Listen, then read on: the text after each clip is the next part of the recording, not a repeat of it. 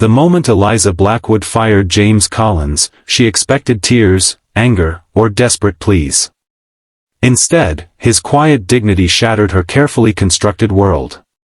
What happened next would transform not just their lives, but the culture of an entire corporation.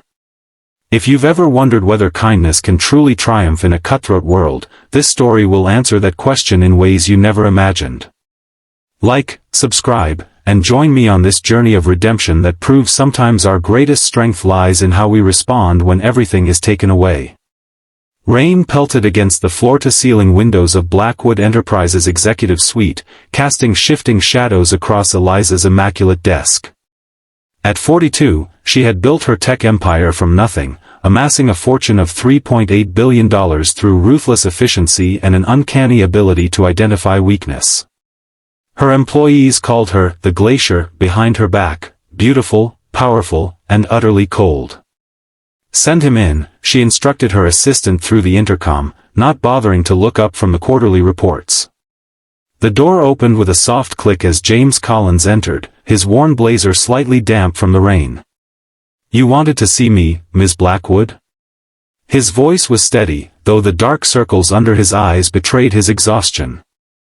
Eliza finally looked up, studying the man before her. James Collins, 38, senior software developer. Widowed 3 years ago when his wife died of cancer. Single father to a 10-year-old daughter. Excellent performance reviews until the past 3 months, when he'd missed deadlines and arrived late several times. "I'll be direct, Mr. Collins. Your performance has become unacceptable. Blackwood Enterprises has no room for employees who can't maintain our standards. You're terminated, effective immediately." She watched for the reaction, the panic, the breakdown, the begging. It was always the same. But James simply stood there, his expression shifting almost imperceptibly as he absorbed the blow. "I understand," he said finally. "May I ask one question?" Eliza nodded, curious despite herself. "Was it the Harrington project deadline or the meetings I missed last week?" "Both." "And your overall decline in productivity?" James nodded thoughtfully. "That's fair. I've been struggling since my daughter's condition worsened. The treatments for her juvenile arthritis were scheduled during work hours, and I couldn't find adequate care." He paused, meeting Eliza's gaze directly. "I want to thank you, Ms. Blackwood." "Thank me?" Eliza couldn't hide her surprise. "Yes. For the opportunity to work here for 7 years. It's been a privilege to contribute to this company's success. The skills I've gained and the people I've met have enriched my life immeasurably." He smiled slightly. "I hope whoever replaces me serves you better than I have these past months." Eliza felt something unfamiliar stir within her, discomfort, perhaps. Or doubt. This wasn't how these conversations were supposed to go. "Security will escort you to clear your desk," she said, her voice sharper than intended. "Of course." James reached into his pocket and placed his access card on her desk. "I wish you continued success, Ms. Blackwood."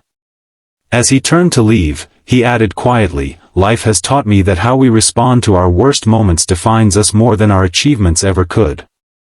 I choose gratitude, even now." The door closed behind him, but his words remained, hanging in the air like an indictment. That night, for the first time in years, Eliza couldn't sleep. James Collins' calm dignity haunted her. She found herself opening his personnel file at 2 a.m., scrolling through his history with the company. Exemplary performance evaluations. Innovations that had saved the company millions. Mentorship of junior developers. And then, 3 months ago, the decline coinciding with his daughter's diagnosis. On impulse, she searched for his daughter's medical records in the company's insurance database. Emma Collins, age 10. Juvenile idiopathic arthritis, severe case, requiring weekly treatments and physical therapy. The medical bills were astronomical, even with insurance. Without coverage, they would be catastrophic. Eliza closed her laptop, but couldn't close off the thoughts invading her carefully ordered mind. She had fired a dedicated employee not because he was incompetent, but because he was caring for his sick child alone. What kind of person did that make her? The question followed her through her morning routine, through her driver taking her to the office, through her first meetings of the day. By noon, she made a decision that surprised even herself. "Find James Collins," she instructed her assistant.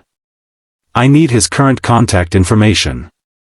3 days after being fired, James sat at his kitchen table surrounded by job listings and mounting bills.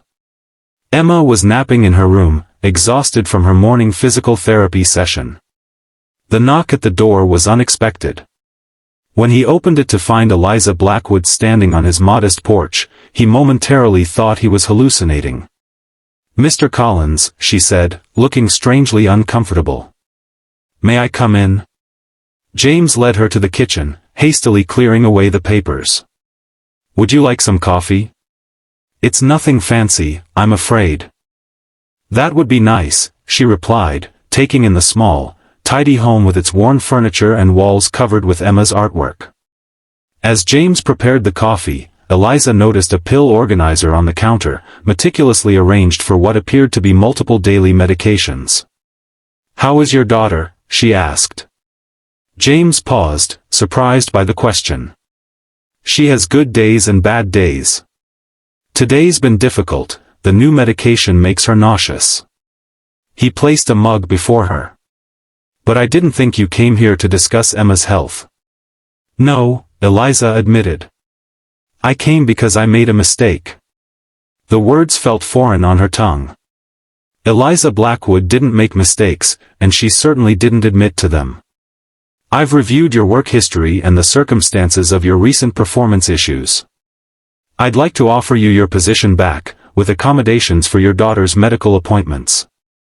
James studied her face, searching for the catch. "May I ask what prompted this?" Eliza found herself answering honestly. "Your response when I fired you. It made me realize I've been evaluating success all wrong." Before James could respond, a small voice called from the hallway. "Dad? Who's here?" Emma Collins appeared in the doorway, her thin frame supported by forearm crutches. Her eyes, so like her father's, widened at the sight of the elegant stranger in their kitchen. "This is Ms. Blackwood, Emma." "My former," James hesitated. "Your father's boss," Eliza supplied, rising to her feet. "And hopefully his boss again, if he'll agree." Emma looked between them, her young face serious. "Did you fire my dad because of me? Because he had to take me to the doctor?" The directness of the question struck Eliza like a physical blow. "I made a decision without understanding the full situation," she answered carefully. "I'm here to fix that mistake." Emma nodded, seemingly satisfied. "Everyone makes mistakes. Dad says what matters is what you do after you realize you were wrong." "Your father is a wise man," Eliza said, meeting James's gaze over his daughter's head. That evening, after discussing terms that would allow James to balance work with Emma's care, Eliza found herself lingering. She helped Emma with a puzzle while James prepared a simple dinner, and surprised herself by accepting their invitation to stay and eat with them. As she watched James patiently help Emma cut her food when her joints were too painful to manage alone, Eliza felt something shift inside her. The admiration she felt wasn't just for James's technical skills or work ethic, but for his fundamental humanity, something she had systematically excised from her own life in pursuit of success. When she finally left, James walked her to her car. "Thank you for the second chance," he said. "But I'm curious, why did my reaction affect you so deeply?" Eliza considered the question. "Because you showed me what true strength looks like," she finally answered. "And it looks nothing like what I thought." The changes at Blackwood Enterprises began slowly. First came a revised family leave policy. Then flexible working hours for parents of children with medical needs. A wellness center opened on the company campus, offering childcare services and health support. 6 months after that rainy day in Eliza's office, James was promoted to lead a new division focused on accessibility technology, inspired by innovations he developed to help Emma interact with digital devices despite her physical limitations. The company culture transformed gradually from one of fear and competition to one of collaboration and support. Productivity didn't fall as Eliza had always feared it would, it soared. Employees who felt valued and understood gave more of themselves than they ever had under the threat of termination. And Eliza changed too. The Ice Queen thawed, revealing not weakness as she had feared, but a deeper kind of strength. She began mentoring female executives across the industry, sharing not just business strategies but lessons in compassionate leadership. Her friendship with James evolved slowly, built on mutual respect and shared values. She became a regular visitor at the Collins home, bringing books for Emma and eventually helping fund a foundation for children with juvenile arthritis. 1 year to the day after she had fired him, Eliza and James sat on his back porch watching Emma play with her new puppy, a gift from Aunt Eliza, as she was now called. "Do you ever think about how differently things might have turned out?" James asked. "If I'd reacted with anger that day?" Eliza nodded. "I wouldn't have listened. I would have dismissed you as just another disgruntled ex-employee, and gone on exactly as before." "What made you come to my house that day?" Eliza considered the question carefully. "Your words stayed with me, about how we respond to our worst moments. I realized I was facing one of mine. I could double down on being the person who fires a single father caring for his sick child, or I could try to be someone better." James smiled. "And look what happened." They watched as Emma laughed, her face alight with joy as the puppy licked her cheeks. Her bad days still came, but they were balanced now by good ones, by hope, by a support system that extended beyond just her father. "You know," Eliza said thoughtfully, "business schools teach that emotion has no place in leadership decisions. But I've learned that without empathy, leadership is just power. And power without compassion corrupts everything it touches." The transformation of Blackwood Enterprises became a case study in business schools across the country. Profits increased by 32% in the first year after the cultural shift, employee retention reached record highs, and the company's reputation soared. Eliza was featured in business magazines not as the Ice Queen she once was, but as a pioneer of compassionate capitalism. But the true measure of change wasn't found in quarterly reports or stock prices. It was in the way Eliza now began each executive meeting by asking about her team's families. It was in the college fund she established for Emma. It was in the tears she allowed herself to shed at Emma's dance recital, when the girl who had once needed crutches performed a solo that brought the audience to their feet. 5 years after that pivotal firing and rehiring, Blackwood Enterprises hosted a gala to launch their new charitable foundation. As Eliza prepared to address the crowd, she caught sight of James and Emma, now 15 and thriving, standing near the front. "Many of you know the story of how this foundation came to be," she began. "But what you might not know is that it started with a failure, my failure. I fired a man not because he wasn't valuable, but because I didn't value what truly matters." She gestured toward James and Emma. "That man taught me that true strength isn't found in power or control or even success as we traditionally define it. It's found in how we respond when everything is taken away. In gratitude instead of bitterness. In dignity instead of despair." Eliza paused, looking out at the sea of faces. "The Collins Foundation for Family Support will ensure that no parent in our company or community ever has to choose between caring for their child and keeping their job. Because when we support families, we don't just change individual lives, we change the future." The applause was thunderous, but Eliza's focus remained on James and Emma, the unlikely catalysts for her transformation from billionaire tyrant to compassionate leader. Later that evening, as the gala wound down, James found Eliza alone on the terrace. "Quite a journey from that day in your office," he said, joining her at the railing. "The best journeys are the ones we never planned to take," she replied. "I was so certain I knew what success looked like. And now?" Eliza smiled, watching Emma inside as she chatted confidently with board members and celebrities alike. Now I know success isn't measured in billions or buildings. It's measured in the lives we touch and the changes we inspire. She turned to face him fully. Thank you, James. Not just for giving me a second chance, but for showing me a better way to live. James shook his head. You did the hard part. You were willing to change. It wasn't as hard as I thought it would be, Eliza admitted. Once I let go of who I thought I needed to be, I discovered who I actually wanted to be. As they stood together in comfortable silence, watching the stars emerge above the city skyline, Eliza reflected on the strange alchemy that had transformed a moment of cruelty into the catalyst for profound change. One decision, one conversation, one moment of choosing compassion over power had altered not just 2 lives but thousands.